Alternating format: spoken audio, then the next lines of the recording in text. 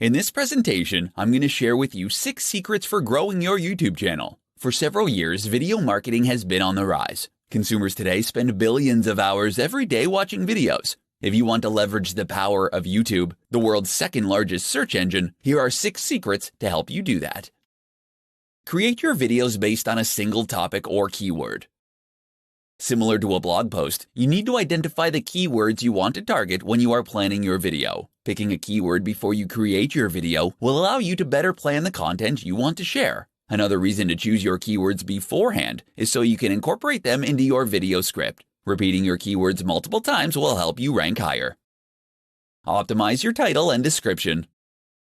If you want your videos to rank high on YouTube's search feature, then you need to optimize both your video title and description. While your title needs to be catchy, it also needs to have the keywords that you want to be ranked for in the title. This goes for the video description as well. You need to treat the description of your video like a summary blog post.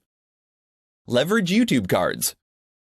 The longer someone stays on your YouTube channel, the better ranked they will be. You can see the exact points where viewers tend to abandon your videos with your YouTube video analytics. You can use this information to add recommended videos with YouTube cards at the precise point where viewers are leaving. This allows users to check out your other videos and stay on your channel. Leverage playlist URLs. At the end of your videos, YouTube will show a list of recommended videos for the viewer to watch next. Sometimes they will be your videos, other times they'll be for other channels. You can use well-crafted playlists to keep users on your channel. When a viewer starts to watch one of your videos in your playlist, the platform will auto-cue the next video in your playlist to keep the viewer engaged. The best part is that they can be triggered anywhere in the video with a unique URL. Engage with your audience. If you have high engagement on your YouTube channel, you'll be rewarded with higher rankings. It is incredibly important to engage with your viewers in the comment section of your video. You want to try to respond to every comment that you receive. This not only helps with your video engagement, but it will also help you mold your community as you see fit. Keep your related channels on.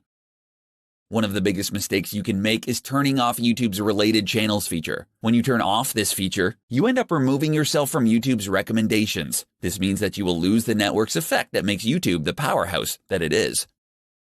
If you are on YouTube, then you probably are looking for good ways to grow your business's YouTube channel. These 6 secrets will help you optimize your YouTube channel and increase your subscribers. In this tutorial, I'm going to share with you the 5 things you need to know before you start a YouTube channel for your business. Having a YouTube channel for your business can help you reach your target audience, generate more leads, and bring success to your business. If you're thinking of starting a YouTube channel to help promote your brand, here are 5 things you need to know. Always put content first. You have to take the time to figure out what kind of videos you're going to create. While it might be fun to participate in whatever video trend is currently happening, you have to focus on what will bring you new subscribers and what will keep them coming back for more. You need to make sure that you are posting new content consistently if you want to build an audience. Make sure your thumbnails are on point.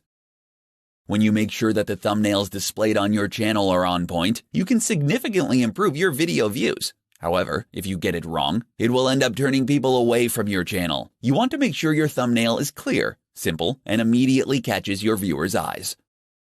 Collaborate with others. Find other YouTube creators that are in your industry and collaborate with them on some cross-branding incentives. Focus on working with other channels that have the same amount of subscribers as you do. Not only will this allow you to grow your YouTube audience, but will also increase awareness of your brand. Aim for nice-looking videos. While the videos of your favorite YouTubers look effortless, the truth is that they are more than likely using a variety of expensive equipment to get high-quality videos. When it comes to your videos, don't worry about spending your hard-earned cash on expensive equipment because your videos don't have to be Hollywood productions. Make sure the lighting is good by placing a bunch of lamps around the room and keep the camera still by using a tripod or a pile of books. You want to focus on making videos that are good enough, not ones that will break the bank. Make sure your branding is clear. You need to make sure that people remember your video. Make sure that you create a memorable and straightforward channel name, and be sure to include a beautiful, eye-catching logo on your channel. Nothing is stopping you from creating your own YouTube channel for your business. However, by keeping these 5 things in mind when you get started can go a long way toward making sure your channel gets noticed. In this tutorial, I'm going to provide you with the do's and don'ts of starting a YouTube channel for your brand. Starting a channel on YouTube is relatively simple, but getting found among the millions of channels can present a bit of a challenge. Your YouTube channel represents your niche, which you need to ensure is presented creatively if you want to stand out from the competition. Here are some of the do's and don'ts for starting a YouTube channel. Do: make sure everything is set up properly. The lighting and camera setup for recording your video is crucial. Having efficient lighting and a quality camera play a significant role in being able to deliver a high-quality video. Once you decide to set up a YouTube channel for your brand, it is essential that you set up everything before you start.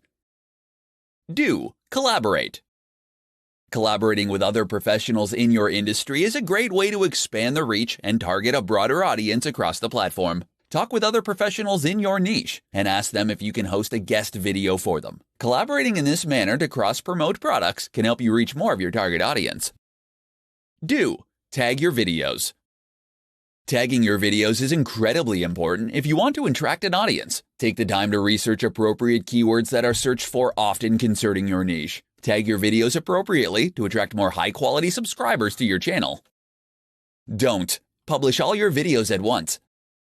The best way to attract new subscribers and keep them is by publishing new videos on a schedule. The best way to set up a new channel is by posting a video once a week for at least 4 months. To increase your subscribers, plan to post a new video at the same time every week so that your audience will have something to look forward to.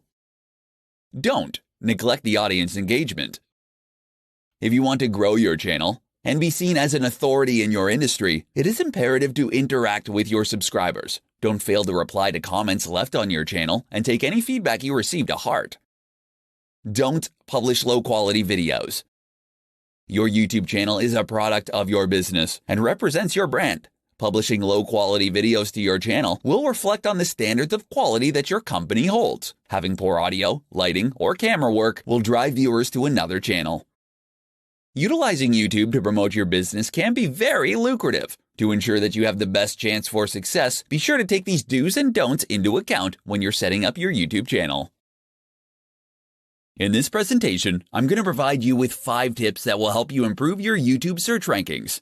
There are thousands of videos uploaded to YouTube every day, which means there is a lot of competition on the video platform. Understanding how you can take advantage of the platform's algorithm can help more people see your videos and channel. Here are 5 tips to help you improve your search rankings on YouTube. Tip number 1. Align your content with viewer searches. To outrank the competition, your YouTube content needs to include the exact words and phrases that are being used in searches by people who are looking for content like yours. Many free and paid tools can provide you with insights into what people are searching for on the platform. After you've identified the best keywords to use, incorporate them into your content. Tip number 2. Maximize video watch time. One of the most important ranking factors on YouTube is watch time. If you don't have strong watch times, your videos will fall in rank. The watch time isn't just about the total minutes watched, but the percentage of the video viewed. The best way to help you increase watch time is to get rid of long intros and outros. Tip number 3. Drive longer channel sessions. You have to get people to watch more than one of your videos. While all channels want this, not many of them are actively encouraging viewers to watch more videos. If your channel can consistently start people watching YouTube for extended periods, your channel will be rewarded by getting ranked higher on YouTube search. A good tactic for encouraging viewers to watch more videos is to use clickable thumbnails or end cards. Tip number 4. Keep your content consistent. Like Google, YouTube likes authority, so if you regularly upload videos focused on the same topic for many years, then you will be much more likely to rank higher for related search terms. When it comes to choosing topics, it's best to pick a narrow niche and stick with it. Tip number 5. Cultivate audience engagement. While comments, shares, and likes are great for providing social proof, and comments are a great way to gain feedback and insight from your audience, switching up your call to action to encourage engagement can give you a healthy boost in the search algorithm. As with any social media platform that you use for your business, you'll only get out of YouTube what you put into it. If you want to improve your search ranking, then you should consider these 5 steps. In this tutorial, I'm going to provide you with 6 tips to help you grow your YouTube channel. When it comes to finding success on YouTube, it can be challenging to produce algorithm-friendly content that will attract more viewers and keep them watching. Here are 6 tips for optimizing your video content on YouTube to grow your subscribers. Tip number 1. Post multiple times a week. Recent reports have uncovered that channels that post more videos than once a week are performing better than those who don't and are receiving more recommended views. If you can, try posting a video 3 or more times a week to your channel. Keeping a regular schedule can quickly raise your channel in YouTube's algorithm. Tip number 2. Start each video with a hook. The way you will hook your viewers will depend on you and your content. If you have a video that shows a project, make sure you show the result at the beginning of your video. Providing videos with a stunning result increases their interest in how you achieved it. Stories are another way to pique the interest of your viewers. When you start with a story, viewers will want to stick around to see how it ends. Tip number 3. Keep opening credits and titles brief. People have short attention spans, so including a long title or credit sequence at the start of your video will cause viewers to lose interest. Long opening sequences also discourage binge watching because other viewers don't want to see the same long sequence over and over again. Instead, you want to make sure your opener isn't longer than 5 seconds. Tip number 4. Add end screens. End screens are interactive elements in your video that link to your channel, other videos, or web page. These can be only added in the last 20 seconds of a video, so you need to plan where to place the end screens. End screens tend to work best when the on-screen presenter is still talking and providing information. Tip number 5. Edit out distractions. Meandering talking, long pauses, and bouncing from one subject to another will have your viewers looking for more exciting videos. You want to keep the tangents to a minimum and avoid giving viewers reasons to click away. Tip number 6. Design eye-catching thumbnails. Thumbnails can make or break your YouTube success. Suggested videos are the leading source of organic traffic, which means that your video thumbnail needs to stand out when it appears in the suggested videos section of the platform.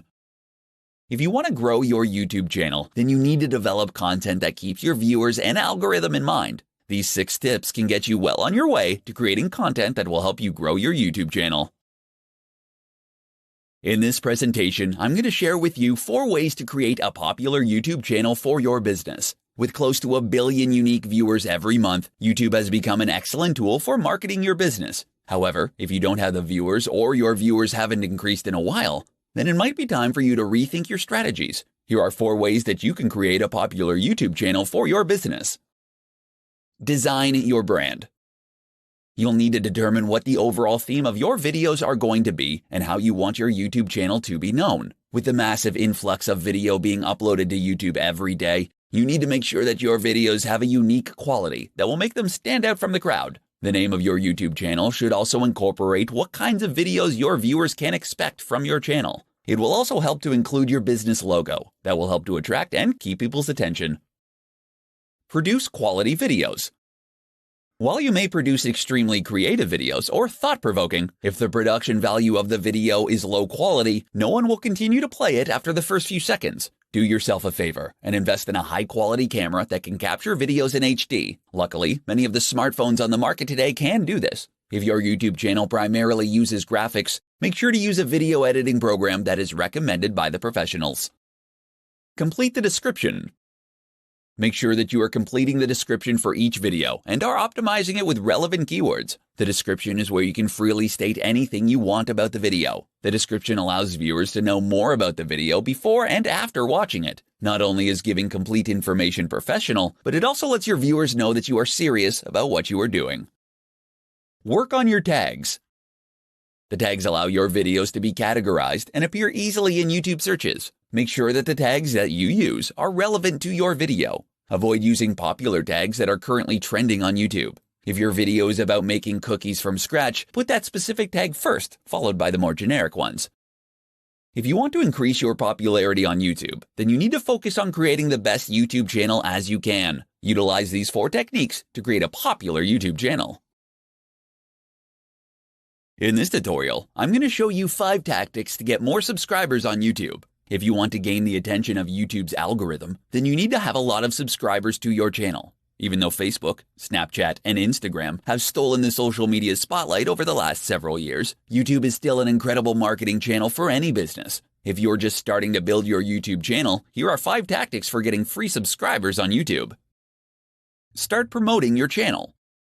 There are thousands of videos online about how to hack YouTube to gain more subscribers. Unfortunately, most of these turn out to be illegitimate and a waste of your time. If you are just getting started, then you have to bite the bullet and do the work to get more subscribers. The best way to do this is to create engaging content and ruthlessly promoting it on your other social media channels. Take the time to build a plan to promote your channel if you want to get more subscribers.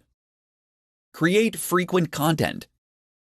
The best way that you can get more subscribers to your YouTube channel is by creating high-quality content consistently. Posting content every week helps you to retain subscribers, which is another important metric of YouTube, as well as attracting new subscribers. When you increase the amount of content that you publish, you also increase the number of places that you'll be found by people online. Promote your channel with Facebook groups.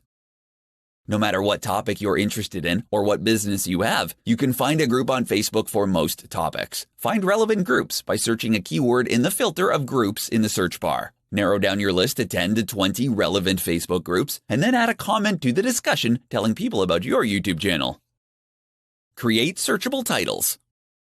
If you want your videos to be found by your target audience, then you need to spend a few minutes creating SEO-focused descriptions and titles. An easy way to do this is by typing in the YouTube search bar the keywords that you're planning on using in your title and see what search results come up. When you find keywords that show a lot of results, create titles using the best keywords and include them in your video description.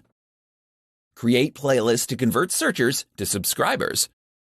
Creating playlists on YouTube is a great way to boost content consumption, boost watch time, and retain subscribers. Rather than creating different playlists, you can create a track of content for new users to watch. Gaining more subscribers on YouTube is imperative for your business if you want to get noticed by its algorithm. Implementing these 5 tactics will help you increase your subscribers. In this presentation, I'm going to provide you with the 3 steps you need to take to be more successful on YouTube. With 1 billion users and over 300 hours of content uploaded every minute, YouTube is an incredibly powerful tool for any business. If you can understand the platform, you'll be rewarded handsomely through increased brand awareness and sales. To be effective and become successful on YouTube, you need to follow these 3 steps. Number 1, define your choice. You need to carve out your niche and ask yourself what it is you want people to understand about your business. You won't be successful if you merely mimic what's already been successful. You can't be afraid to be completely different or put your own spin on formats that already exist. Whether you decide to do something entirely new or using a traditional format, it is essential that you approach it with a unique voice. Step number 2, develop your content strategy.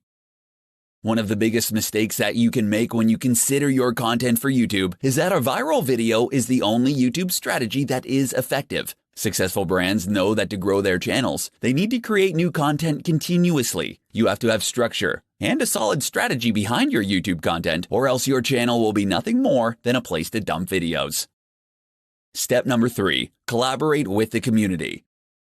Creators that had no budget started a majority of the most subscribed to channels on YouTube. They become successful on the platform because they were forced to focus on building relationships with their viewers and other channels. If you want to make the most out of YouTube, then you have to think like a creator and grow your channel through collaborations. Search for other YouTube channels that are relevant to your target audience and topic and start a conversation with them. Building your YouTube channel may seem a bit daunting, but if you follow these 3 steps, you'll grow your channel quickly. When you show up week after week and provide your viewers with high-quality, consistent content, you'll find success in no time. In this presentation, I'm going to share with you the top ways to get more traffic to your YouTube channel. While YouTube has become an excellent tool for businesses to promote their brand, the competition is fierce. Every day there are thousands of videos uploaded to YouTube, so the question becomes, how can your business stand out from the crowd and gain more viewers and subscribers? If you have videos on YouTube, use these tips to boost your traffic and video rankings on YouTube. Tip number 1, use rich keywords on your video tags.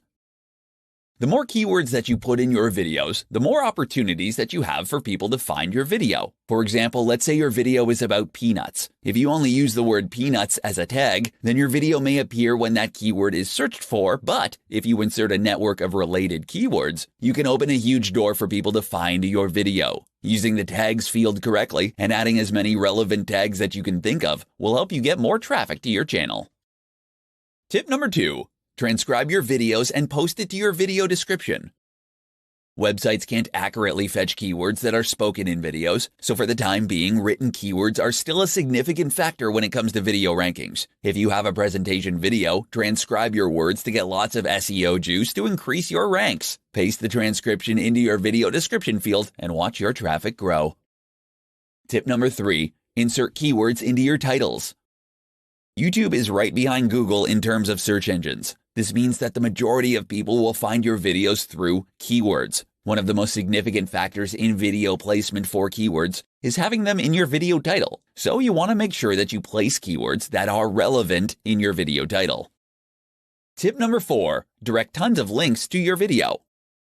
External SEO is not only a great way to boost rankings for pages on your website, but it also plays a significant role in rankings of YouTube videos. When you have a lot of high-authority websites directing links to your YouTube video, they will rank higher for their keywords, which will also boost visits to your site.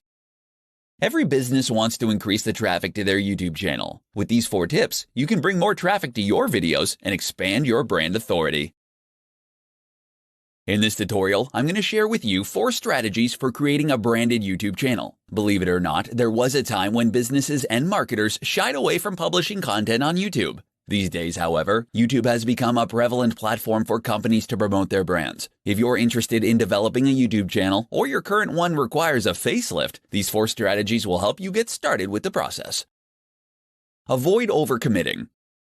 If you run a business, your time is probably already pretty stretched. However, if you want to have a successful YouTube channel for your brand, then you need to spend the time creating high-quality content. One way you do this without overcommitting yourself is to outsource the work. Make sure that you can find someone who is already set up and can quickly implement your strategy. Have them upload your content, develop your titles, descriptions, and tags, and have them monitor your comments, subscriptions, and put them in charge of optimizing your channel.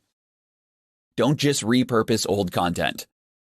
While you should post your TV commercials online, you don't want them to be the only kind of content on your channel. Television commercials are designed for a one-way medium. While your viewers might want to have the ability to view your ads on demand, if that's all you have to offer them, they will never revisit your company's channel. YouTube provides you with the opportunity to push your brand past the traditional marketing tactics and create high-quality videos that address multiple viewers and a variety of needs. Broadcast your best self. You want to make the feature video on your channel the most entertaining and best piece of content. If that means you have a funny commercial or a video that is cleverly written, then that's what you need to do. When a viewer visits your channel, you only have one chance to make an impression on them, so make sure you take advantage of the opportunity. Make a menu of content for everyone. YouTube is nothing more than a search engine for videos. You need to create tailored content that takes into consideration what consumers are currently searching for, or what they need to know about your product or service. If you build the right videos, when a consumer is searching for information about your competitors, they'll come to your video first. An excellent place to start is by creating instructional and how-to videos. YouTube has become a powerful tool that can be used in your overall marketing strategy to increase awareness about your brand. These 4 strategies will help you create a branded YouTube channel that will gain subscribers. If you want to get the maximum amount of profit from a website, you need to get as much traffic as you can. If you want to get the maximum amount of traffic to your website, you need to get to the top of Google. And if you want to get to the top of Google, you need SEO, or search engine optimization. Search engine optimization is the process of optimizing a website so that Google will be more likely to index it and ensure that it ranks highly for the most relevant keywords and phrases. For example, if you have a website that sells hats, then you might try to get it to rank for the phrase "buy hats online." To do this, you will go through an optimization process that would involve both on-site and off-site strategies. With any luck, you would eventually be able to get your website to the top of the SERPs, that's the search engine results pages, for that term, and thereby attract a huge amount of traffic. More importantly, that traffic would not just be from random visitors, but would instead be from specific people who are looking for hats. Better yet, those people will be looking for hats at the very point they came to your website. Why else would they search for hats? Which means they're ready to buy, and it should only take a small push to get them to make that decision. SEO can be a slow-going process, But it's still possible to climb the ranks and get your website to a point where it will start getting more and more organic traffic from searches. SEO essentially works by attempting to second guess the algorithms used by Google to decide which sites to index and where to rank them. Google works by using bots, an index, and an algorithm. The bots, also known as robots or spiders, are small pieces of code designed to head out onto the web and look for content. They read web pages and they add that content to a massive index which Google can use as a reference. From there, Google will then use an algorithm to identify which content in that index is relevant to which search and which is offering value to the end user. Ultimately, the aim of Google is to help people find interesting content that will be relevant to what they're looking for. This involves a lot of factors, and the algorithm will look at how many links the content has, how visitors behave on that website, and the use of key phrases within the content. If a word or phrase is repeated often enough, then it is possible to deduce that said word or phrase is likely to be the subject matter, and thus should come up in searches for matching terms. SEO basically works by predicting and guessing how the algorithm works, because no one can be completely sure, and then using that information in order to engineer your website to get the maximum number of hits. It means gaming the system, and this in turn can allow you to trick Google into believing that your site should be number one. Of course, it's not quite that simple though, and actually, as we dig deeper, we'll see there are other more efficient ways of looking at SEO. Apart from anything else, Google is constantly updating its algorithms, usually with words beginning with P like penguin, panda, and pigeon, and that means second guessing Google can get you into trouble. Being effective at SEO means having an up to date understanding of how it works and knowing the core principles that underpin the different strategies. That's where this video series comes in. Keep watching and you'll learn which old, outdated strategies you need to avoid, how to work with Google to get the very best results, and how to future proof your site for upcoming changes. This is the modern guide to SEO for modern marketers and site owners. This is your SEO Bible and your key to unlocking incredible success on the web.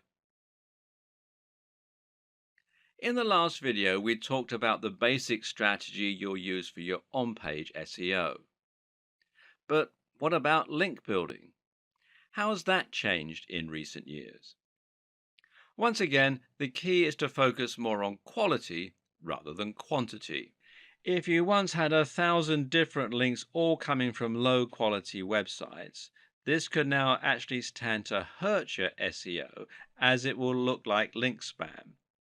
If you've been guilty of using these old practices in the past, you might want to consider Google's link disavow tool, which you can find here at google.com/webmasters/tools/disavow links main $PLI equals 1. And there is a posting on Google's blog which explains how the tool works and everything, and you can read more about that at support.google.com/webmasters/answer/2648487 HL equals EN. And what these tools do is it allows you to tell Google that you didn't ask for the low quality links and thereby prevent them from affecting your ranking. The fact that tools like this exist show that Google does still support good SEO, by the way.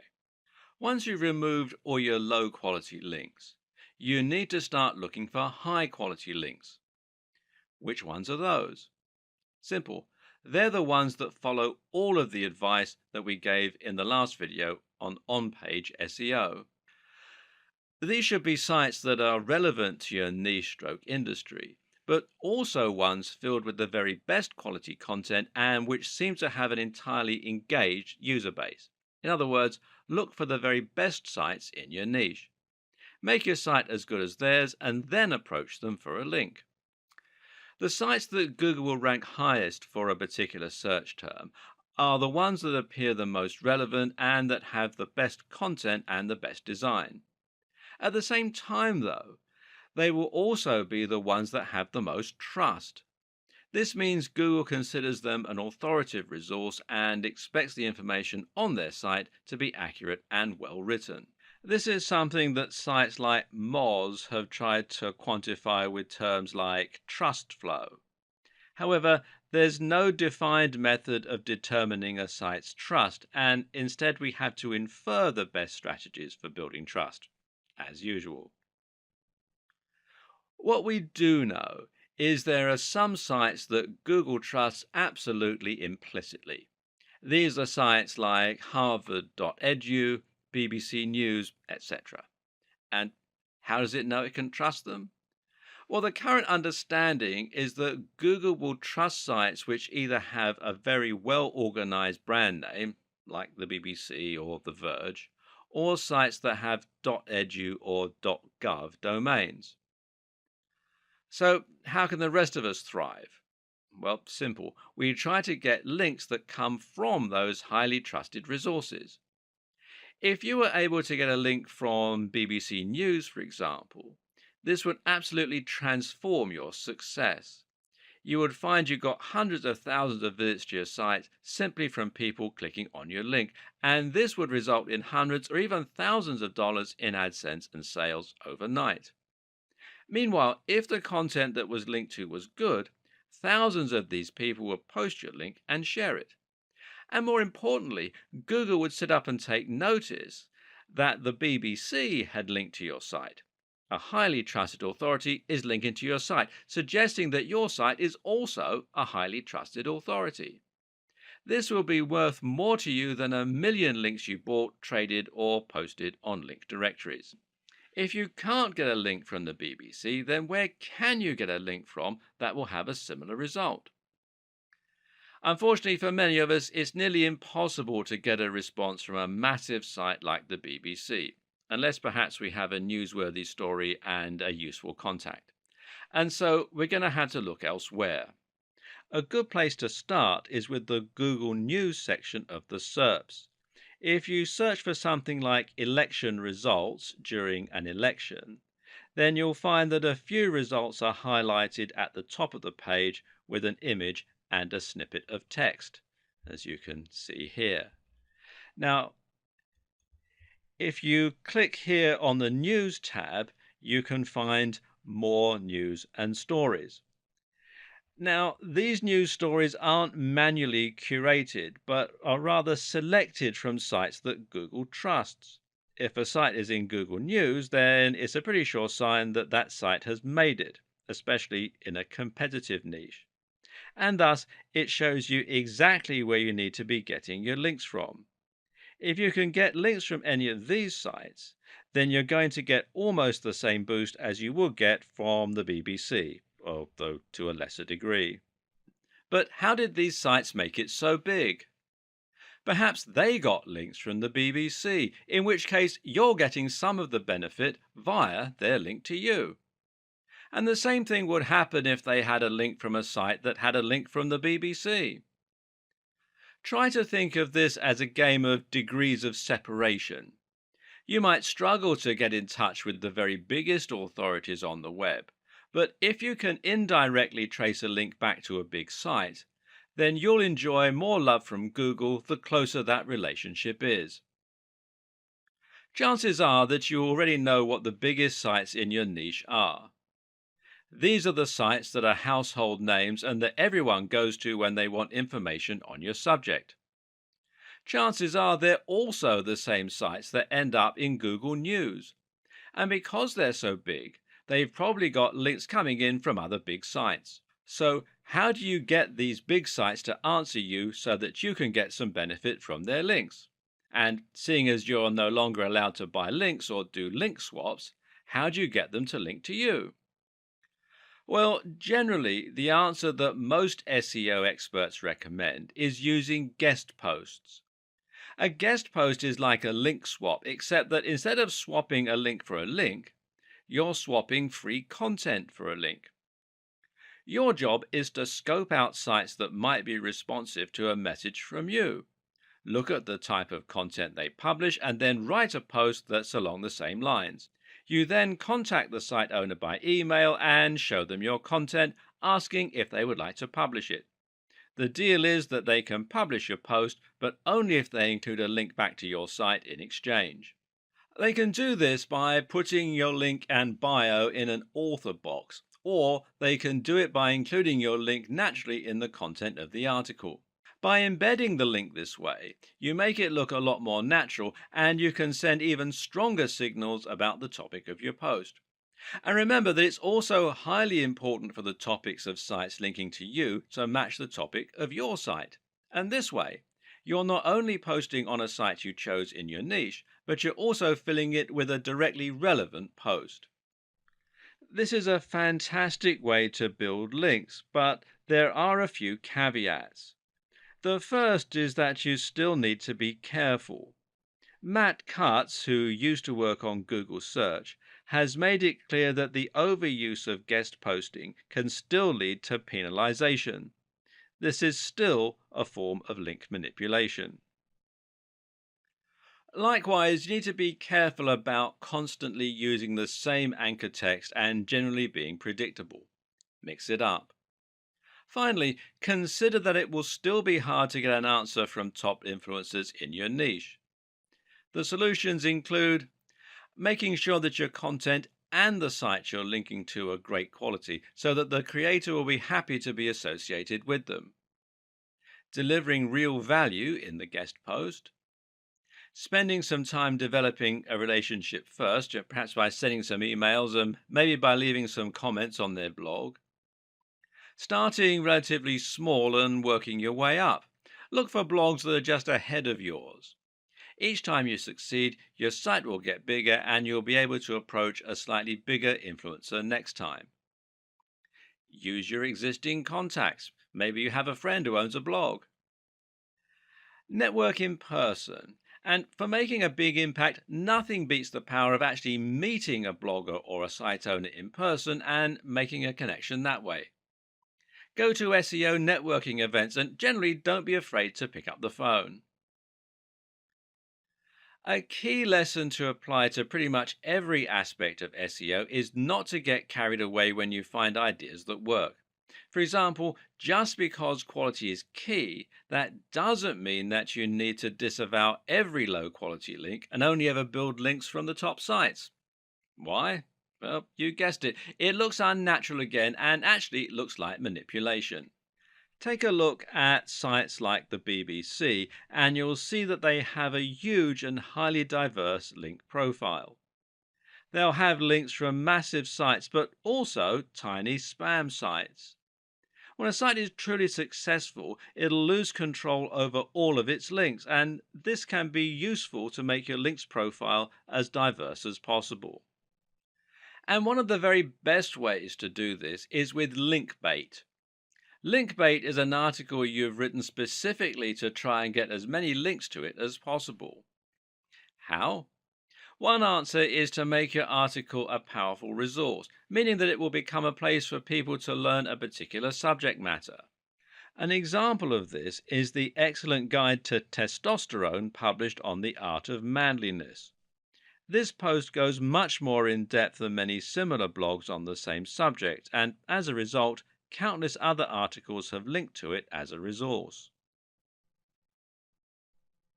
Another option is to create a post that will somehow support a discussion. A good example of this is the post How to Win an Argument with a Nutritionist, which includes links to studies that disprove outdated notions about nutrition. The article is perfect link bait because people will regularly use it in online arguments to prove their point. Finally, one more very useful strategy for your backlink strategy is to perform backlink research for other sites. Look at your competition and look at which sites have got the most traffic in your niche. Then, once you've found which ones those are, try to get links from the same site. Not only does this method ensure that you're going after the right links that have a proven track record, but it also helps you to find links that are likely to allow guest posts. Because some SEO tactics take a while to bring traffic to your site, sometimes it's hard to track whether your SEO campaign is working or not, especially if you're outsourcing the process to an SEO company. One thing you can do, though, is to ask the SEO company to provide you with the metrics regarding the SEO campaign, and some of these metrics can be more useful than others. You can ask for the number of links that have been built, for instance. Ask for the page rank of the pages where those links have been built, although page rank is now largely a depreciated measure. And use everything you've learned in this video series to ensure that those are high quality links and not just link spam. You need to think about long-term results, not a short-term boost. And you can track changes in your position in the SERPs, that's the search engine results pages. Many SEO companies will use tracking software which lets them see your site climbing the rankings for different terms over time. They can use these to deliver you a report showing how your site has climbed since their intervention. If you're handling your own SEO, you might still choose to use a tracking tool in order to keep an eye on your success over time and ensure that your efforts are getting results. But what does any of this tell you? Because here's something else to consider. Getting to the top of Google is not the end goal. Even if you get to the top of Google, there's no guarantee this will bring more profits for your business because you need to ensure that the people finding your content are targeted and that those people are converting. Or to put it another way, all that really matters is the bottom line. If you're a business and you're paying for SEO, you'll need to know that you're getting more sales because of that SEO and you're earning more money. This way, the SEO is offering ROI, which means it's been money well spent. Savvy companies track the ROI of their SEO spend by using a tool called Google Analytics. This is the most well-known analytics tool for webmasters and marketers, and one particularly useful feature it has is the ability to set a goal and then track the traffic that makes it to that goal. If you're trying to sell a product, your goal might be the thank you page people get directed to after a purchase. This allows you to see not only that you're getting more traffic, but also that you're getting more targeted traffic that's actually converting. Better yet, Google Analytics will be able to tell you where those converting visitors come from. And specifically, you'll be able to see if someone who used your search term eventually ended up buying your product. These are people who have bought products from you because of your SEO efforts. If you hire an SEO company to help you rank for a certain search term, you're probably missing the point. A better way to approach this is to hire an SEO company to help you increase your profits or your brand awareness. Thus, the very best SEO companies are those which use a combination of different marketing tools, combining everything from SEO to social media to brand management. Part of this is choosing the right search terms. So, if you let your SEO company choose your search term and they don't increase your profits, they might be good at ranking, but it's not a good strategy. It's important to know whether ranking for the particular phrase you're interested in is actually going to translate into tangible results. The same is true if you're doing SEO on your own. And one way you can check how successful your SEO is likely to be before you spend lots of time and or money on it is to use PPC. PPC is of course pay-per-click.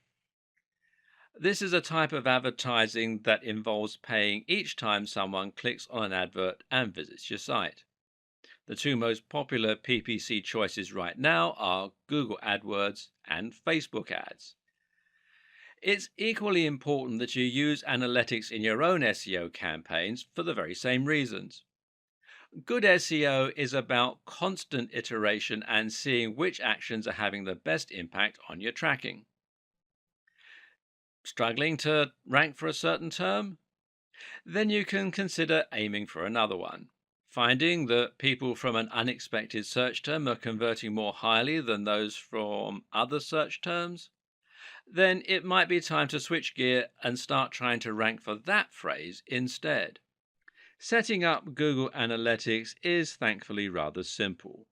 First, you need to head over to Google Analytics, which is google.com/analytics. And then you'll need to add a small tracking code to each page of your site. If you're using WordPress, you can also use a plugin to do this. Then you can set up your view, which will let you choose which stats you want to look at. Some useful things to look at here are your audience overview, and this is key data regarding who is looking at your site, which can help you to better target specific demographics. Acquisition, this is where your traffic's coming from. Real time, which shows you how many people are on your site right now, and the aforementioned goals. Regardless of all the changes that have happened, it's still possible to separate our SEO into largely on-page and off-page. I'm going to talk about on-page now and off-page in the next video of this series, but both are important. On-page, of course, refers to all the strategies that you can use within your pages to get Google interested in your site. This begins with content, and it begins with having a stronger understanding of the subtle changes Google has gone through in recent times. One of the first things you're going to need to do is to fill your site with great content and to use your keywords throughout. There's a fine line to be walked here. You need to repeat the phrase a few times to ensure that you create that association. But at the same time, you also need to make sure that you don't overdo it and thereby appear to be spamming. Too vague? Well, as I mentioned, it's now agreed that the optimum keyword density for on-site content is 1 to 2%. This means you can use your phrase once every 100 to 200 words, but you also need to use your common sense a little. Some keywords are easier to use in a natural manner than others, and making sure your content sounds natural should always be the number one concern. Some keywords will be hard not to repeat 100 times. Others will never feel that they can come up naturally. The user always comes first, so if you can't fit the keyword in naturally anywhere, then just forget it and use it in your image, alt text, etc. The length of your post is also an important consideration. Back in the days of spammy SEO, almost every post was about 500 words long. Today, you'll have the most success by writing posts that are longer and more in depth. Imagine that your reader is going to sit down with a cup of tea and really dive deep into the subject. Yeah? That's the kind of experience you should be delivering. This has another advantage because it means that you can repeat your key phrase a lot more while keeping your density low. If you repeat your keyword 100 times and your content is 1,000 words long, then that's a 10% density. If your content is 5,000 words long, that's 2% density. Of course, 5,000 words is too long for most blog posts. Instead, the general consensus is that an ideal blog post will be somewhere in the region of 800 to 1,500 words. But again, remember that you serve your visitors first and foremost. These are the people that you want to impress, and that means you shouldn't worry too much about length. Do what comes naturally to your subject matter. Oh, and while you're at it, try to vary the length of your post a little. This again looks more natural and suggests to Google that you're not following a strict formula of any kind. At the same time, you also need to consider something called LSI, or latent semantic indexing. This is basically a fancy term for how Google now understands actual meaning rather than just looking to match words. The way it does this is at least partly by looking for synonyms and related terms when trying to answer questions. In short, don't just use the exact key phrase, but be sure to use lots of relevant and related language. This is important partly because it can prevent a mismatch between searches. If someone searches for a homonym like duck, How does Google know whether they mean the bird or the movement? Simple. By looking for related terms like duckling and feather, or perhaps dodge and dive. At the same time, the use of synonyms and related language again shows Google that there is a lot of content revolving around the same topic. It's not just a case of having mentioned the search term a few times in an otherwise irrelevant piece of writing.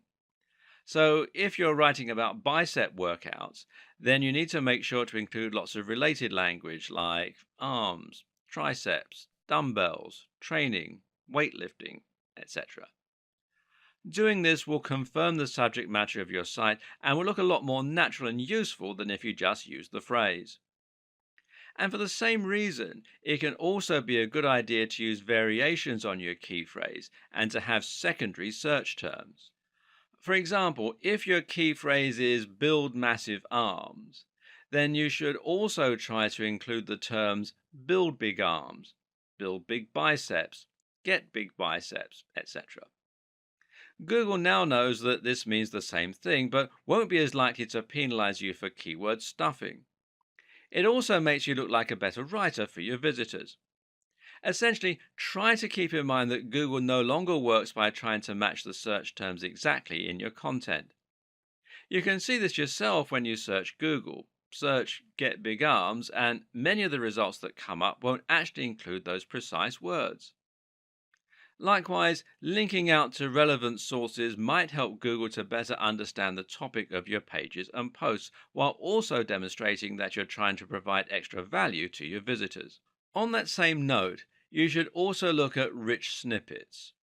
Using structured data, you can highlight to Google certain key elements of your content, like recipes, dates, company names, scores, etc. This helps Google show some of that information in the SERPs, the search engine results pages, and thereby attracts more visitors to your site. There are plugins which will let you do this easily, or you can do it through meta tags. Either way, you'll use this to do things like highlighting the ingredients in a recipe, or the show times of a play, or the score in a review. This is important because it lets Google understand your content even better than it is already able to do. Google is no longer just a search engine, but rather an AI. This is the direction that Google is heading, and being able to understand and utilize this might just be the key to SEO success in the future. Right now, using structured data and rich snippets will allow information from your site to appear right in the SERPs. This way, if someone searches for a recipe, they'll be able to see the ingredients for your version before they even click on your link. This means your listing will take up more space and demonstrates the value of your site. In turn, this means you're going to attract more clicks than a site without that information. The next element of on-page optimization is the site design itself. Using breadcrumbs, for instance, can help a lot, as can using alt tags for your images so Google knows what they are. More important is the actual function of your website. Does the page load quickly? Is it mobile friendly? Mobile friendliness in particular is something you absolutely cannot ignore today. In terms of the actual design and function of your website, the main goals are to ensure that your site will load quickly and that it will look great on mobile. Again, this helps to keep people on your site longer because it will be enjoyable for them to be there. Avoid using too many plugins which will slow you down, and try not to inundate your visitors with adverts and popovers. Did you know that using light colors like light blues can actually help to keep people on the page longer by making them feel more relaxed? Consider this when picking your theme. Likewise, choose a theme that will adapt to the size of the display viewing it, and make sure you take advantage of things like caching to keep your site nippy. Themes that do this are called responsive insofar as they respond to the shape and size of the display they're being viewed on. This works by removing certain elements, by rearranging menus, etc., and by shrinking images. Note that mobile friendliness also means things like having large buttons, which are easier to click with a finger rather than a mouse, and avoiding mouse over drop down menus that, again, can't be operated on a mobile without a mouse. The best way to ensure that your website is responsive, that it looks the part, and that it will encourage the maximum engagement is to use WordPress. WordPress is a CMS, that's content management system, that makes it incredibly easy to build a responsive website and then add a custom theme that you've downloaded, either free or paid, or made yourself. Using WordPress removes much of the guesswork and makes it very easy for you to implement new layouts and even add things like rich snippets by downloading the right plugins. There's a massive online community to support your development, and the tool is used by many of the biggest sites on the net, meaning that it is a proven quantity as far as SEO goes. And you can find more here at WordPress.org. Seeing as WordPress is free, you're actually really making life harder for yourself by using anything other than it to build your website. Check your mobile friendliness on this site here, which is search.google.com/search console/mobile friendly, and your page speed on this site here, which is developers.google.com/speed/page speed, all run together as one word, /insights. As I mentioned, there are a few miscellaneous tips that can also help to improve your on-page SEO. For example, it's generally accepted that using copyright notices and legal disclaimers can be seen as a positive sign by Google that these will make your website look more professional and more like a real business. Think as well about how you're going to help Google find the content within your site. Having a sitemap can be very helpful for indexing, for example. And you need to avoid using images that have text in them, and definitely avoid the use of Adobe Flash, seeing as Google is unable to read that type of copy. You can also insert your search terms into your site code by including in file names, the file name of an image, for example, and including it in the permalinks. Now, these are the URLs of specific pages, which should match the title of your posts. Then you have the behavior of your visitors. In other words, how long are your visitors staying on your page? Do they click a lot of internal links? Do they scroll down the page? Are they leaving comments? Google wants to see that your site is offering value to your visitors, and the best way they can do that is by looking to see if people are actually enjoying the content you've created. Your site design is all about getting your visitors to spend a long time on your page and then to interact with it. You can do this by using related posts and by making your comments section appear more interesting and easier to use. But you should also do it by simply ensuring that your site looks great, performs well, and is filled with interesting and relevant content. Try to avoid adverts or bad design elements that are going to instantly put people off and cause them to leave your website. Remember, Google wants to see that people are spending time on your website, and the best way you can ensure this happens is by making content that people want to read. Moreover, you need to ensure that content is presented in a way that encourages people to stick around. Forget dense blocks of text with no images. Instead, create content with lots of headers that's well spaced out and that uses large, beautiful pictures throughout. In terms of the actual writing, try to use a narrative structure where possible to really pull people in. Tell a story. Use cliffhangers and make it impossible for your visitors not to move down to the next line. Ultimately, it comes down to making sure you're providing the very best experience for your visitors, but doing so in such a way that Google can see and understand that that is the case. If all of this is sounding a little complex, you might be considering skipping the hard part by outsourcing your SEO. But can you trust an SEO company to do the best possible job for your site and for your brand? While there are a ton of great SEO companies out there providing valuable work and helping companies to reach new heights in terms of their exposure and profits, the unfortunate fact of the matter is that there are probably more not so great SEO companies. These are the companies that didn't get the memo when Google changed. They're the companies that still insist on keyword stuffing and link spam. Worse still are the companies that knowingly don't do anything and just take your money. And the problem is that it isn't easy to tell the two apart. How do you know if your SEO company is offering great value for money or whether it's actually just twiddling its thumbs and sending you large invoices every few months? Now, this isn't a problem you face with most other industries. If you hire someone to paint your fence, then at the end of the day, you can see the work they're doing and you can decide for yourself if you're getting your money's worth. Ultimately, your fence is either going to be painted or it isn't. There are no half measures. The same is true for cleaning companies and marketing consultants and for accountants. But when you hire someone to do SEO, you actually can't see the results right away. It can take months for SEO to have a positive impact on your site's ranking, and even when it's been done well, there's no guarantee you'll get to page one. And worse, most people don't have a comprehensive knowledge of SEO, and so they don't know what the companies should be doing to help them get the best results. How can you check on someone if you don't know what they're meant to be doing? In fact, even if you handle SEO yourself, it can still be hard to know if it's working or not.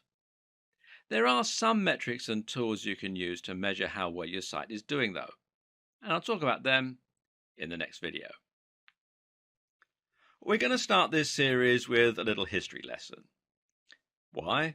Because understanding how SEO used to work, how it has progressed, and what you now need to avoid is a very good way of creating context and helping you to understand what SEO means today. When SEO was first born, Google's algorithm was a lot simpler and manipulating it to your own ends was a lot easier as a result. Back then, Google looked at two key factors in determining its rankings. Those factors were keyword density and links profile. Your links profile, also called your backlinks profile, is essentially determined by how many links you have pointing to your website coming from other sites. This serves two important roles. Firstly, links help Google's robots to find your website. Bots crawl the web by reading content and following links from one site to another. If you have a link on a site that Google has already indexed, then this will allow it to find yours and add it to the network. At the same time, Google views links as testimony, assuming that a website would only link to another website if it thought said website was good and had something valuable to offer its users. Google would also assume that if you have links from 20 websites about hats, then your site is probably going to be about hats as well, especially if the anchor text has your search phrase in it. The other factor was keyword density. Keyword density meant how many times your website would repeat the words that you were trying to rank for. The more content you had and the more often you repeated the same phrase throughout that content, the more likely you would ultimately be to get ranked for that search term and to show up high in the SERPs.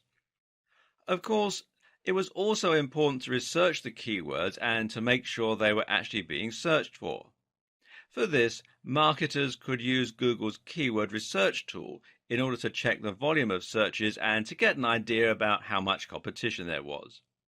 A savvy optimizer would then be able to look at terms with the highest search volumes and lowest amount of competition and then try to rank for those phrases specifically.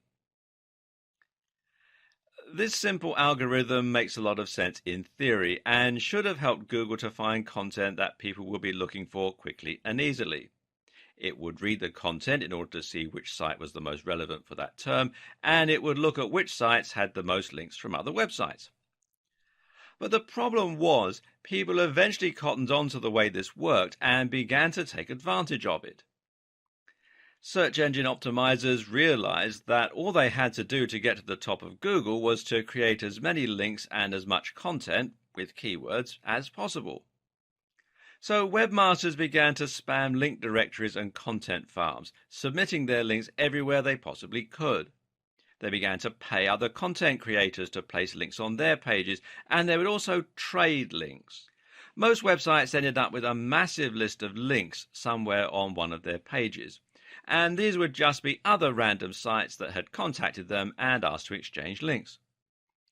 Worse was what started to happen to content. In a bid to create as much content as possible and to use the keywords as often as possible, creators began to churn out content in huge quantities while giving no regard to quality. They also began using keyword stuffing, which essentially means repeating keywords over and over again, even when it doesn't make any sense. A typical website from the early 2000s might read, "Are you looking to buy hats online? Then you have come to the right Buy Hats Online website.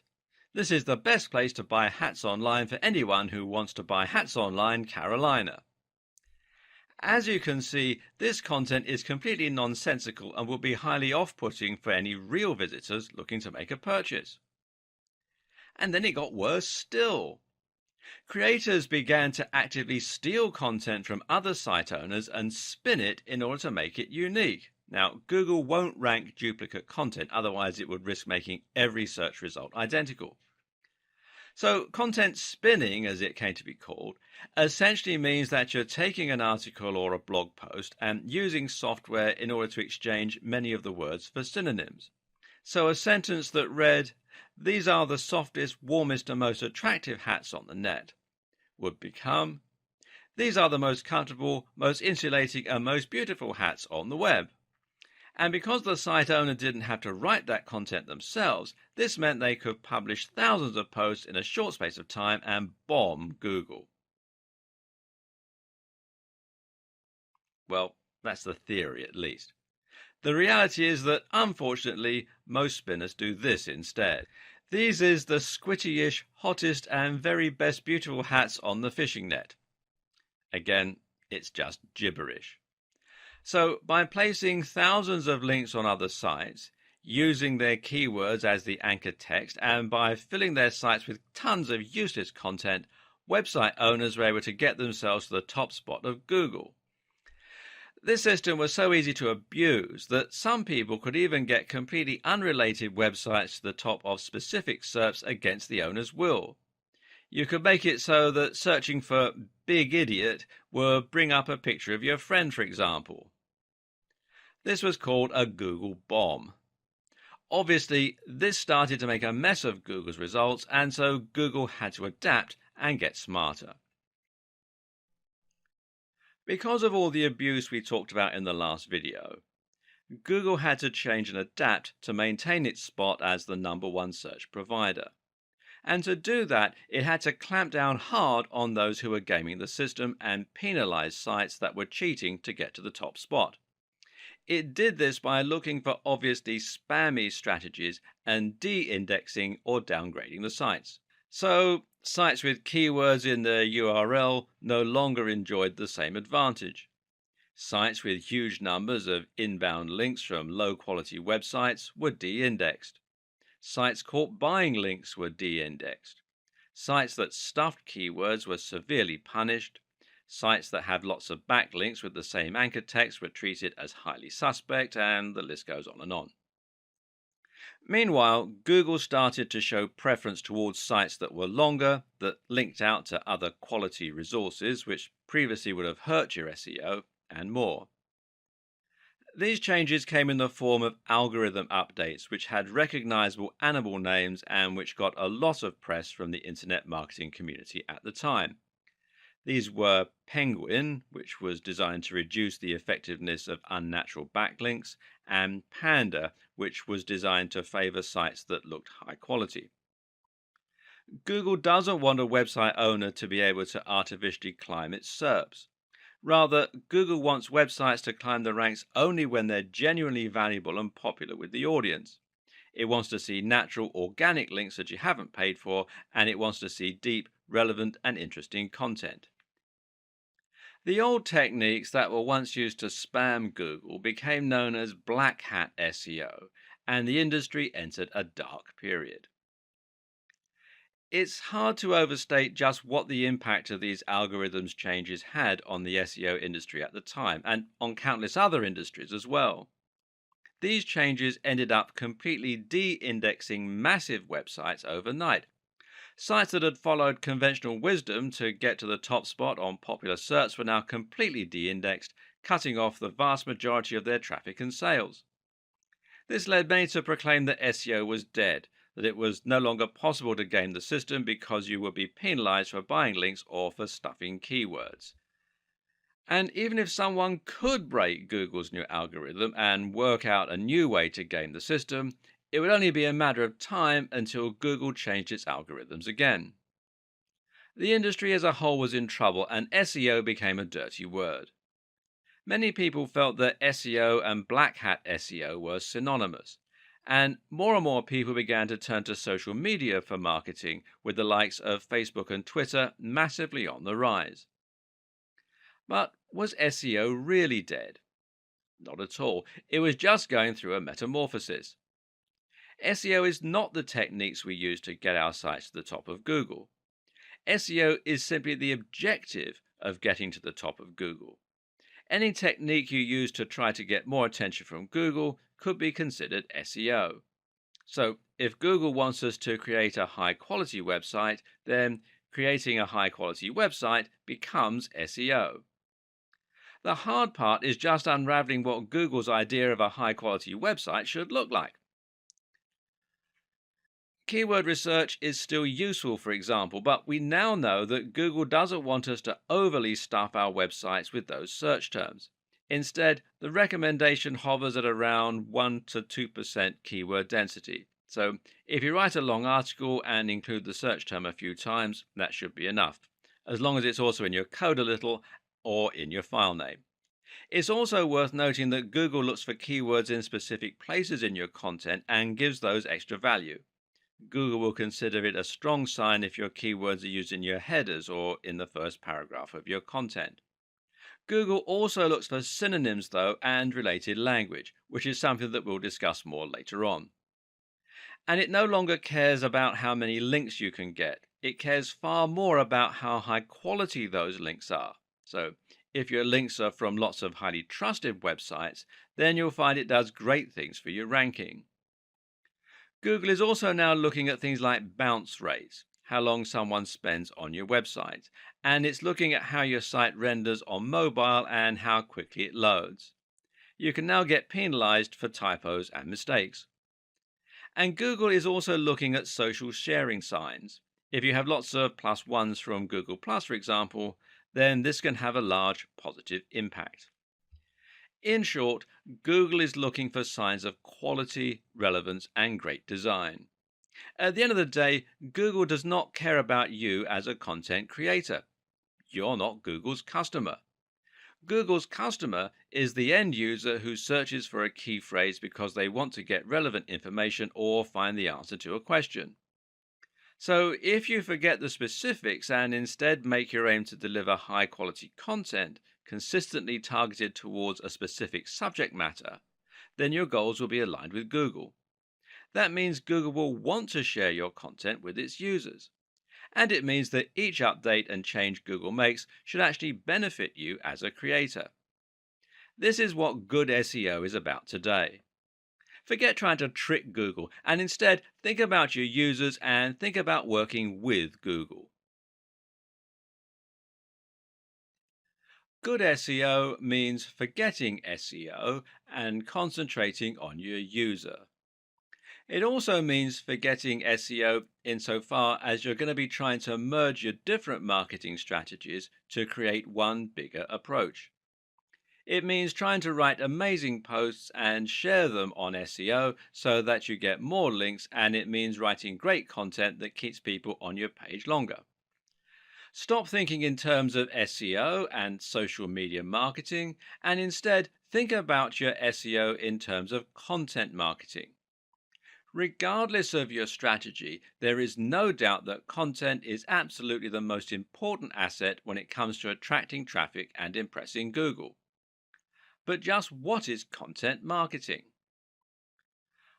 Content marketing is about creating content that will help Google to find your site and posts and to ensure you rank highly in the search engine results pages. While this is a powerful and useful effect, though, it's actually only one part of what content marketing is all about. At the same time, content marketing is about building a relationship on your site and ensuring that people begin to trust what you have to say. It means demonstrating your knowledge and point of view to the point where people seek you out as an authority. Once you get to that point, you'll be considered an expert in your field and you'll be able to greatly influence your audience, possibly influencing their buying behavior. So, how do you get to this point? Well, the key is to think about the sites and blogs that have influenced you over the years and the ones you read regularly. This isn't about building trust with Google, but rather it's about building trust with your readers so they want to keep coming back. The main thing normally is delivering value. Each post you create for your blog should provide some useful and or interesting information that is actionable.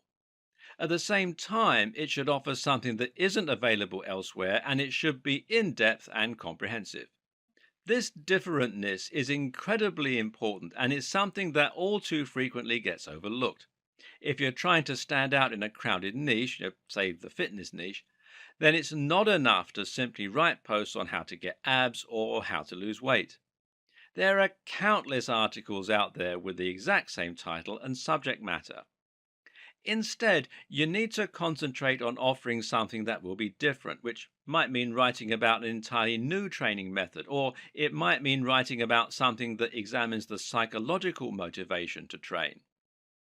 Always ask yourself, would you read that content?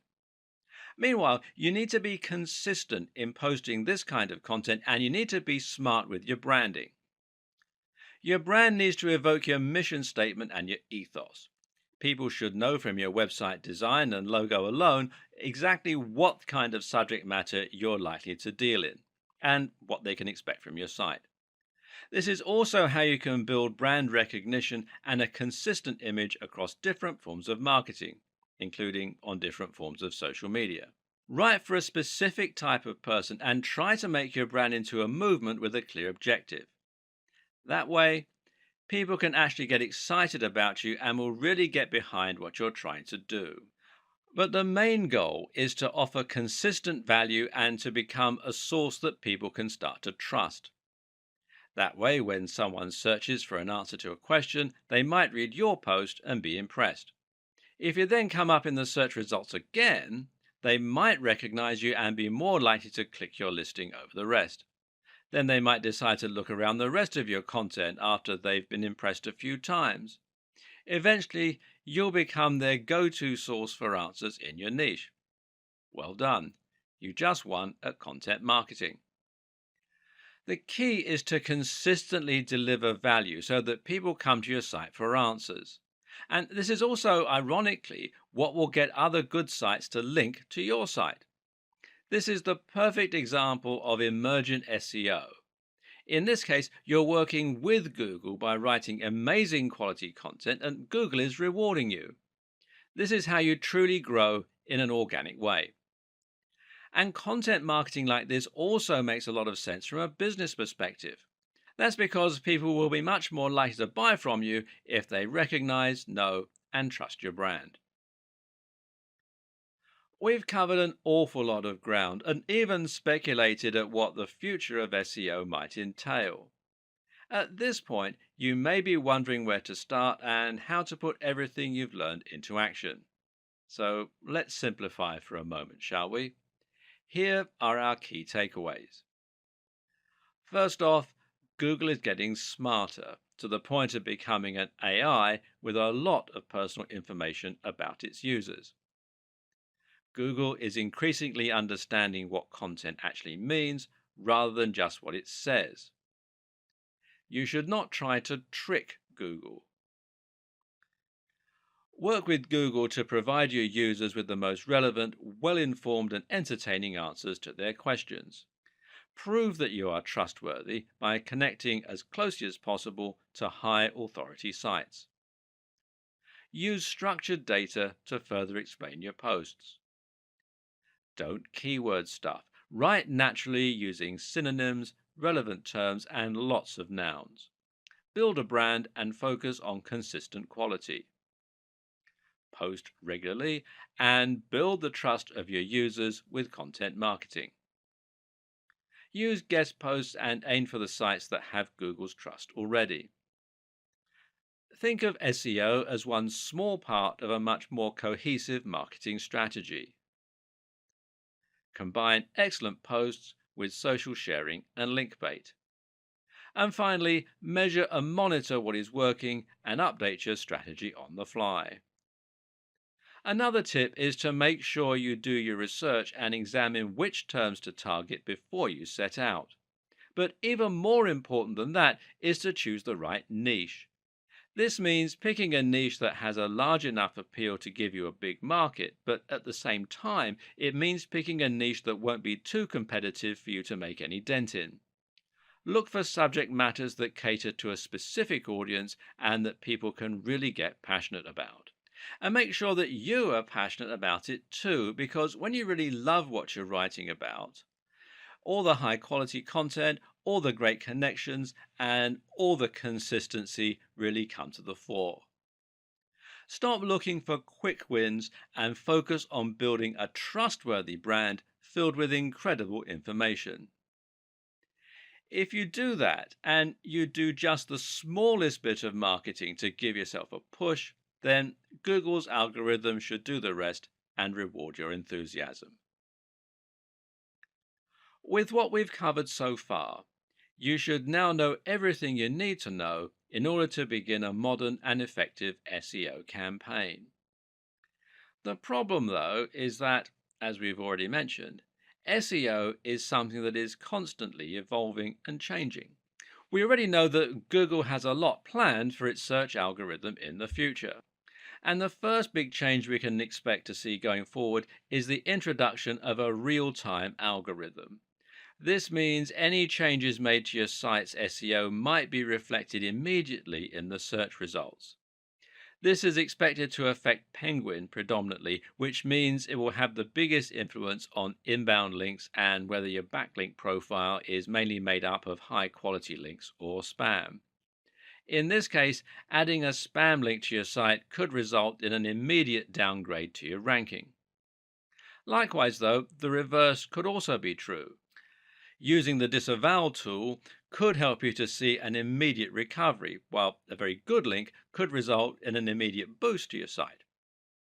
It's also not too much of a stretch to expect that in future we might see this start to apply to other aspects of SEO, including the ranking of sites and pages. We already see newspaper stories appear very quickly in Google's search results. So, what should you do to make sure that you'll benefit from these changes?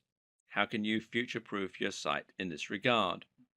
Well, one tip will be to stay on top of your links disavowing and to make sure you're constantly adding links and removing the unnecessary ones. In the future, bigger sites may need to have a whole dedicated team working on keeping their links profile healthy around the clock. Likewise, make sure to keep updating your site regularly and to keep the date as a schema in all your content. One good way to know what's coming in the world of SEO is to keep your eyes peeled to industry news sites and specifically to Google's own blog. Another is to think about the direction that Google is heading in and to try and guess what its larger plans are. And right now, everything is pointing towards a heavy investment in voice search and AI. Google is not just a search tool.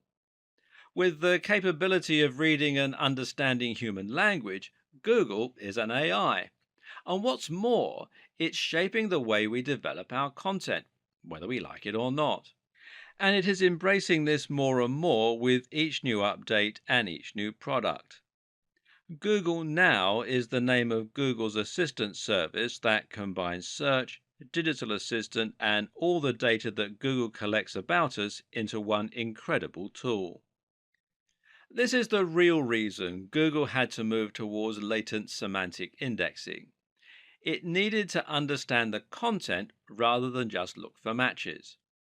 And this is why Google needed to start using rich snippets and structured data so that it could understand the key facts from the web. This is what allows Google to use its quick answers box. Ask Google, how old is Barack Obama? And it won't just bring up a website, it will tell you. And Google also has localization and previous query functions. These allow it to suggest searches based on what you had previously searched for. For example, if you often research a particular celebrity, then in the future, Google might recommend searches relating to that celebrity.